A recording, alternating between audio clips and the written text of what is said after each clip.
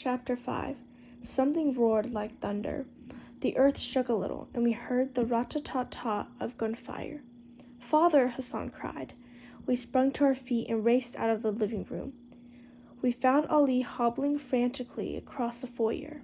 "Father, what's that sound?" Hassan yelped, his hands outstretched towards Ali. Ali wrapped his arms round us. A white light flashed, lit the sky in silver. It flashed again and was followed by rapid staccato gunfire. "They're hunting ducks," Ali said in a hoarse voice. "They hunt ducks at night, you know. Don't be afraid." A siren went off in the distance. Somewhere glass shattered and someone shouted. I heard people on the street, jolted from sleep and probably still in their pajamas, with ruffled hair and puffy eyes. Hassan was crying. Ali pulled him close, clutched him with tenderness. Later I would tell myself I hadn't felt envious of Hassan, not at all. We stayed huddled that way until the early hours of the morning. The shootings and explosions had lasted less than an hour, but they had frightened us badly because none of us had ever heard gunshots in the streets. They were foreign sounds to us then, the generation of Afghan children whose ears would know nothing but the sounds of bombs and gunfire was not yet born.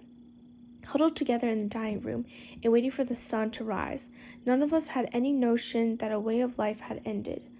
Our way of life. If not quite yet, then at least it was the beginning of the end. The end, the official end, would come first in April 1978 with the communist coup d'etat, and then in December 1979 when Russian tanks would roll into the very same streets where Hassan and I played, bringing the death of Afghanistan I knew and marking the start of a still ongoing era of bloodletting.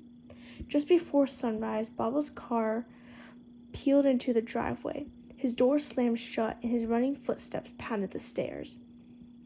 Then he appeared in the doorway and I saw something on his face. Something I didn't recognize right away because I've never seen it before. Fear. "Amir! Hassan!" he exclaimed as he ran to us, opening his arms wide. They blocked all the roads and the telephone didn't work. I was so worried. We let him wrap us in his arms, and for a brief, insane moment, I was glad about whatever had happened that night. They weren't shooting ducks after all. As it turned out, they hadn't shot much of anything that night of July 17, 1973. Kabul awoke the next morning to find that the monarchy was a thing of the past. The king, Zahir Shah, was away in Italy. In his absence, his cousin Daud Khan had ended the king's 40-year reign with a bloodless coup. I remember Hassan and I crouching that next morning outside my father's study as Baba and Rahim Khan sipped black tea and listened to the breaking news of the coup on Radio Kabul. "Amir Akka," Hassan whispered. "What? What's a republic?"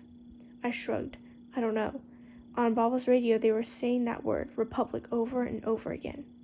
"Amir Akka, what? Does republic mean father, and I will have to move away?"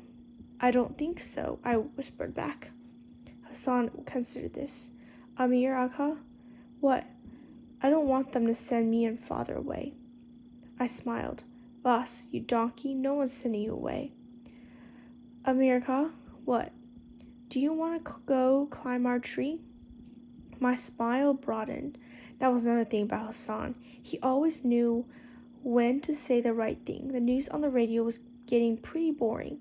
Hassan went to his shack to get ready, and I ran upstairs to grab a book. Then I went to the kitchen, stuffed my pockets with a handful of pine nuts, and ran outside to find Hassan waiting for me. We burst through the front gates and headed for the hill. We crossed a residential street and were trekking through a barren patch of rough land that led to the hill when suddenly a rock struck Hassan in the back. We whirled around, and my heart dropped. Asef and two of his friends, Wali and Kamal, were approaching us. Asef was the son of one of my father's friends, Mahmoud, an airline pilot. His family lived a few streets south of our home in a posh, high-walled compound with palm trees. If you were a kid living in the Wazir Akbar Khan section of Kabul, you knew Asef and his famous stainless steel brass knuckles, hopefully not through personal experience. Born to a German mother and Afghan father, the blonde, blue-eyed Asef towered over the other kids. His well-earned reputation for savagery preceded him on the streets. Flanked by his obeying friends, he walked the neighborhood like a Khan, strolling through his land with his eager to please entourage. His word was law, and if you needed a little legal education, then those brass knuckles were just the right teaching tool. I saw him use those knuckles once on a kid from the Char district. I will never forget how Asef's blue eyes glinted with a light not entirely sane, and how he grinned as he pummeled that poor kid unconscious. Some of the boys in Wazir Akbar Khan had nicknamed him Asef Gashkar, or Asef the Ear Eater. Of course, none of them dared utter it to his face, unless they wished to suffer the same fate as the poor kid who had unwittingly inspired that nickname when he had fought Asef over a kite, and ended up fishing his right ear from a muddy gutter. Years later, I learned an English word for the creature that Asef was, a word for which a good Farsi equivalent does not exist: sociopath. Of all the neighborhood boys who tortured Ali, Asef was by far the most relentless. He was, in fact, the originator of the Babula jeer. Hey, Babula, who did you eat today, huh? Come on, Babula, give us a smile. And on days when he felt particularly inspired, he spiced up his badgering a little. Hey, you flat-nosed Babula, who'd you eat today? Tell us, you slant-eyed donkey. Now he was walking towards us, hands on his hips, his sneakers kicking up little puffs of dust. Good morning, Kunis, Asef exclaimed, waving. Fag. That was another of his favorite insults. Hassan retreated behind me as the three older boys closed in. They stood before us, three tall boys dressed in jeans and t-shirts, towering over us all. Asef crossed his thick arms on his chest, a savage sort of grin on his lips. Not for the first time, it occurred to me that Asef might not be entirely sane. It occurred to me how lucky I was to have Baba as my father, the sole reason I believe Asef had mostly refrained from harassing me too much. He tipped his chin to Hassan. Hey, flat nose, he said. How's Babula? Hassan said nothing, crept another step behind me. Have you heard the news, boys? Asef said, his grin never faltering. The king's gone. Good riddance. Long live the president. My father knows Daud Khan. Did you know that, Amir? So does my father, I said. In reality, I had no idea if that was true or not. So does my father, Asef mimicking me in a whining voice. Kamal and Wally cackled in unison. I wish Baba was here. Well, Daud Khan dined at our house last year. How do you like that, Amir? I wonder if anyone would hear a scream in this remote patch of land. Baba's house was a good kilometer away. I wish we stayed at the house. Do you know what I would tell Daud Khan the next time he comes to our house for dinner? I'm going to have a little chat with him. Man to man, mar to mar. Tell him what I told my mother about Hitler. Now there was a leader, a great leader, a man with a vision. I'll tell Daud Khan to remember that if they had let Hitler finish what he had started, the world would be a better place now. Baba says Hitler was crazy, that he ordered a lot of innocent people killed, I heard myself say, before I could clamp a hand on my mouth. Asef snickered. He sounds like my mother, and she's German. She should know better. But then they want you to believe that, don't they? They don't want you to know the truth. I didn't know who they were or what truth they were hiding, and I didn't want to find out. I wish I hadn't said anything. I wish again I looked up and see Baba coming up the hill. But you have to read books they don't give out in school, Asef said. I have, and my eyes have been opened. Now I have a vision, and I'm going to share it with our new president. Do you know what that is? I shook my head. He'd tell me anyway. Asef always answered his own questions. His blue eyes flicked to Hassan. Afghanistan is the land of Pashtuns. It always has been, always will be. We are the true Afghans, the pure Afghans, not this flat nose here. His people pollute our homeland, our watan. They dirty our blood. He made a sweeping, grandiose gesture with his hands. Afghanistan for Pashtuns, I say. That's my vision. Asef shifted his gaze to me again. He looked like someone coming out of a good dream. Too late for Hitler, he said, but not for us. He reached for something from the back pocket of his jeans. I'll ask the president to do what the king didn't have the want to do, to rid Afghanistan of all the dirty, Kassiv Hazaras. Just let us go, Asif, I said, hating the way my voice trembled. We're not bothering you. Oh, you're bothering me, Asif said, and I saw with a sinking heart what he had fished out of his pockets, of course. His stainless steel brass knuckles sparkled in the sun. You're bothering me very much. In fact, you bother me more than this Hazara here. How can you talk to him, play with him, let him touch you, he said, his voice dripping with disgust. Wally and Kamal nodded and grunted in agreement. Asif narrowed his eyes, shook his head. When he spoke again, he sounded as baffled as he looked. How can you call him your friend? But he's not my friend, I almost blurted out. He's my servant. Had I really thought of that? Of course I hadn't. I treated Hassan well, just like a friend. Better, even more like a brother. But if so, then why, when Baba's friends come to visit with their kids, didn't I ever include Hassan in our games? Why did I play with Hassan only when no one else is around? Asaf slipped on his brass knuckles, gave me an icy look. You're part of the problem, Amir. If idiots like you and your father didn't take these people in, we'd rid of them by now. They'd all go rot in Hazarajat, where they belong. You're a disgrace to Afghanistan. I looked in his crazy eyes and saw that he meant it. He really meant to hurt me. Asaf raised his fist and came for me. There was a flurry of rapid movement behind me. Out of the corner of my eye, I saw Hassan bend down and stand up quickly.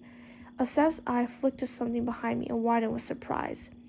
I saw that same look of astonishment on Kamal and Wally's faces as they too saw what had happened behind me. I turned and came face to face with Hassan's slingshot.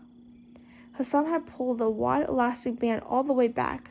In the cup was a rock the size of a walnut. Hassan had held the slingshot pointed directly at Asaf's face, his hand trembling with the strain of the pulled elastic band, and beads of sweat had erupted on his brow. Please leave us alone, Agha, Hassan said in a flat tone. He referred to Asaf as Agha, and I wondered briefly what it must be like to live with such an ingrained sense of one's place in a hierarchy. Asaf gritted his teeth. Put it down, you motherless Hazara. Please leave us be, Agha, Hassan said. Asaf smiled. Maybe you didn't notice, but there are 3 of us and 2 of you. Hassan shrugged. To an outsider, he didn't look scared. But Hassan's face was my earliest memory, and I knew all of its subtle nuances, knew each and every twitch and flicker that rippled across it. And I saw that he was scared. He was scared plenty. You are right, Agha. But perhaps you didn't notice that I'm the one holding the slingshot. If you make one move, they'll change your nickname from Asaf the Ear Eater to One-Eyed Asaf, because I have this rock pointed at your left eye. He said this so flatly that I even had to strain to hear the fear that I knew hid under that calm voice. Asaf's mouth twitched. Wally and Kamal watched this exchange with something akin to fascination. Someone had challenged their god, humiliated him, and worst of all, that someone was a skinny Hazara. Asaf looked from the rock to Hassan. He searched Hassan's face intently. What he found in it must have convinced him of the seriousness of Hassan's intentions, because he lowered his fist. You should know something about me, Hazara, Asaf said gravely. I'm a very patient person. This doesn't end today, believe me. He turned to me. This isn't the end for you either, Amir. Someday I'll make you face me one-on-one. Asaf retreated a step. His disciples followed. Your Hazara made a big mistake, Amir, he said. They then turned around, walked away. I watched him walk down the hill and disappear behind a wall.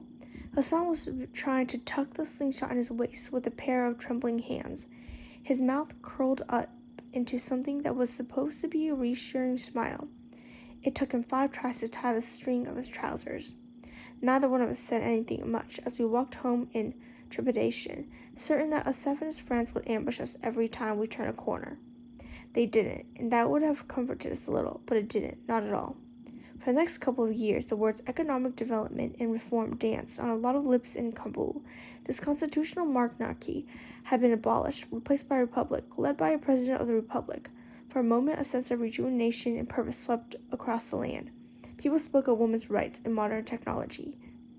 And for the most part, Even though a new leader lived in Arg, the royal palace in Kabul, life went on as before. People went to work Saturday through Thursday, gathered from picnics on Fridays in parks, on the banks of Garga Lake, in the gardens of Pagman. Multicolored buses and lorries filled with passengers rolled through the narrow streets of Kabul, led by the constant shouts of driver assistants who straddled the vehicle's rear bumpers and yelped directions to the driver in their thick Kabuli accent. On Eid, the 3 days of celebration after the holy month of Ramadan, Kabulists dressed in their best and newest clothing and visited their families. People hugged and kissed and greeted each other with Eid Mubarak, Happy Eid. Children opened gifts and played with dyed hard-boiled eggs.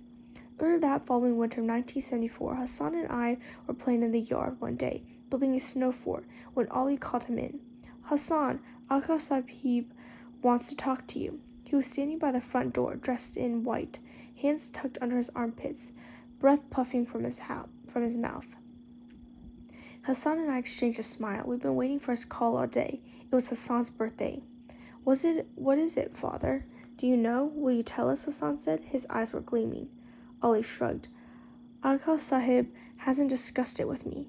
Come on, Ali. Tell us, I pressed. Is it a drawing book? Maybe a new pistol? Like Hassan, Ali was incapable of lying.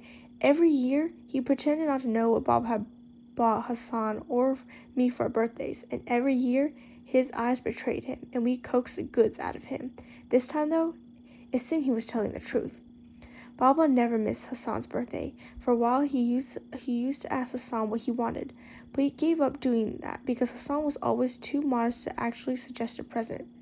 So every winter, Baba picked something out himself. He bought a Japanese toy truck one year, an electric locomotive, and train track set another year. The previous year, Baba had surprised Hassan with a leather cowboy hat, just like the one Clint Eastwood wore in The Good, the Bad, and the Ugly, which had unseated the Magnificent Seven as our favorite Western. That whole winter, Hassan and I took turns wearing the hat and belted out the film's famous music as we climbed mountains of snow and shot each other dead. We took off our gloves and removed our snow-laden boots at the front door. When we stepped into the foyer, we found Baba sitting by the wood-burning cast iron stove with a short, baldy Indian man dressed in a brown suit and red tie. Hassan, Baba said, smiling coyly, meet your birthday present. Hassan and I traded blank looks. There was no gift wrap box inside, no bag, no toy, just Olive standing behind us, and Baba with this slight Indian fellow who looked a little like a mathematics teacher. The Indian man in the brown suit smiled and offered Hassan his hand. I am Dr. Kumar, he said. It's a pleasure to meet you. He spoke Farsi with a thick, rolling Indian Hindi accent. Salam alaikum, Hassan said uncertainly. He gave a polite tip of the head, but his eyes saw his father behind him. Ali moved closer and set his hand on Hassan's shoulder. Baba met Hassan's wary and puzzled eyes. I have summoned Dr. Kumar from New Delhi. Dr. Kumar is a plastic surgeon. Do you know what that is? The Indian man, Dr. Kumar said. Hassan shook his head. He looked to me for help, but I shrugged. All I knew was that you went to a surgeon to fix you when you had appendicitis. I knew this because one of my classmates had died of it the year before, and the teacher told us they had waited too long to take him to the surgeon. We both looked to Ali, but of course with him you could never tell. His face was impassive as ever, though something somber had melted into his eyes. Well, Dr. Kumar said, my job is to fix things on people's bodies, sometimes their faces. Oh, Hassan said. He looked from Dr. Kumar to Baba to Ali. His hand touched his upper lip. Oh, he said again. It's an unusual present, I know, Baba said, and probably not one you had in mind, but this present will last you forever. Oh, Hassan said. He licked his lip, cleared his throat. Aka Sahib, will it, nothing doing, Dr. Kumar intervened, smiling kindly. It will not hurt you one bit. In fact, I will give you medicine and you will not remember a thing. Oh, Hassan said. He smiled back with relief, a little relief anyway. I wasn't scared, Aka Sahib. Hassan might have been fooled, but I wasn't. I knew that when doctors said it wouldn't hurt, that's when you knew you were in trouble. With dread, I remembered my circumcision the year prior. The doctor had given me the same line, reassured me it wouldn't hurt one bit. But when the numbing medicine wore off later that night, it felt like someone had pressed a red-hot coal to my loins. Why Baba waited until I was 10 to have me circumcised was beyond me, and one of the things I would never forgive him for. I wish I too had some kind of scar that would beget Baba's sympathy. It wasn't fair. Hassan hadn't done anything to earn Baba's affections. He'd just been born with that stupid hair lip. The surgery went well. We were all a little shocked when they first removed the bandages, but kept our smiles on just as Dr. Kumar had instructed us. It won't be easy because Hassan's upper lip was a grotesque mesh of swollen raw tissue. I expected Hassan to cry with horror when the nurse handed him the mirror. Ali held his hand as Hassan took a long, thoughtful look to it. He muttered something I didn't understand. I put my ear to his mouth. He whispered again, "Tashakor, thank you." When his lips twisted in that time, I knew just what he was doing. He was smiling, just as he had emerging from his mother's womb. The swelling subsided and the wound healed with time. Soon it was just a pink, jagged line running up from his lip. By the following winter, it was only a faint scar, which was ironic because that was the winter that Hassan stopped smiling.